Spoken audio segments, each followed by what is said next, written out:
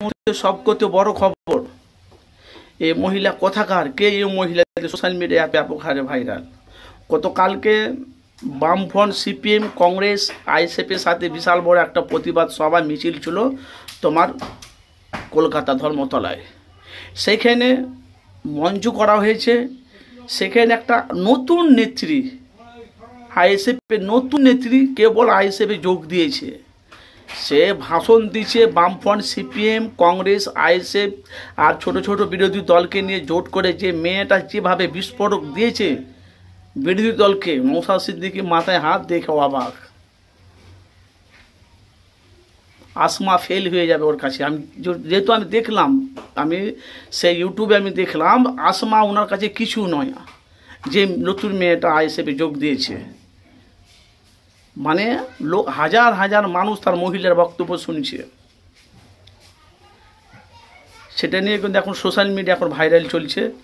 তো এরকম মহিলা যদি আমার যতটা সম্ভব এরকম মহিলা যদি আইএসএফের দলে থাকে, যদি বামফ্রন্ট কংগ্রেস সিপিএমের সাথে জোট হবে কি বলতে পারবো না, কিন্তু আপনাদের মূল্যবান আপনারা মতামত জানাবে। যেহেতু সামনে বিধানসভা ভোট, তার সাথে সাথে বামফ্রন্ট সিপিএম কাংগ্রেস আইএসএফের সাথে জোট করছে বিধায়ক নওশাদ সিদ্দিকী ভাঙড়ে। সেটা নিয়ে এখন এদের হলো টার্গেট হলো তোমার তৃণমূল আর বিজেপি। এদের টার্গেট হলো তৃণমূল বিজেপি। যেহেতু 34 বছর বাংলা রাজত্ব করছে সিপিএম পার্টি। আপনারা জানেন যে বাংলা তখন মানুষের জিনিসপত্র সমস্ত জিনিসের দাম কম ছিল, মানুষের মজদুরি কম ছিল। কিন্তু এখন তৃণমূলের জামানাতে দেখেন বাংলাতে উন্নয়ন বেশি, অথচ কাটমানি যা হচ্ছে সে আপনারা সোশ্যাল মিডিয়া সবই জানেন।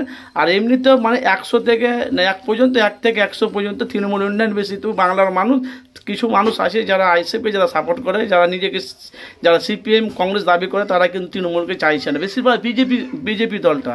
তো আপনাদের মূল্যবান জানি না কে কোথায় থেকে অবশ্যই মতামত জানাবেন। এই মহিলাটা কোন মহিলা যে আইএসএফের কাছে দাঁড়িয়ে আইএসএফের নেত্রী হয়ে সে বিরোধী দলকে তীব্র কটাক্ষ, নওশাদ সিদ্দিকীর মাথায় হাত দেখে অবাক। এর আর আসমা এনার কাছে কিছু নয়। আপনারা জানেন যে আসমা তিনবার আইএসএফে ছিলেন, উনি এখন তৃণমূলে যোগ দিয়েছে। এর থেকে 10 ডবল গুণ বাড়া। যে বক্তব্য শুনে মানে হাজার হাজার মানুষ তারা পাগল। তো এই আইএসএফের নেত্রীটা নতুন নেত্রীটা, আইএসএফের নেত্রীটা কোথাকার, সেটা এখন মানুষের কাছে চর্চা চলছে। আপনাদের মতামত জানাবেন। এরকম মহিলা যদি আইএসএফে থাকে, আইএসএফের দলটা বাড়বে না মজবুত হবে। ভাঙড়ে যে নওশাদ সিদ্দিকী আছে ওনাকে একটাই টার্গেট করেছে, তো ভাঙড়ে নওশাদকে হারাবে 2026-এ।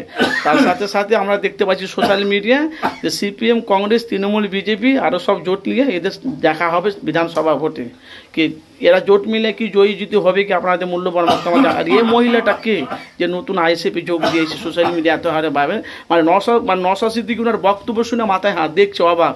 এই মহিলাটা যদি আগে আসতো তা আমার মনে হয় আসমার থেকে 3 গুণ বাংলাতে আরও আইএসএফের দলটা বাড়তো। কেন বাংলাতে তৃণমূল উন্নয়নটা বেশি। 2026-এ কে হবে সিএম আর কে হবে মুখ্যমন্ত্রী, বাংলাতে সিএম মুখ্যমন্ত্রী মমতা হবে, কিন্তু বিরোধী দল তারা নওশাদকে চাইছে। একটু মতামত জানাবেন আপনাদের।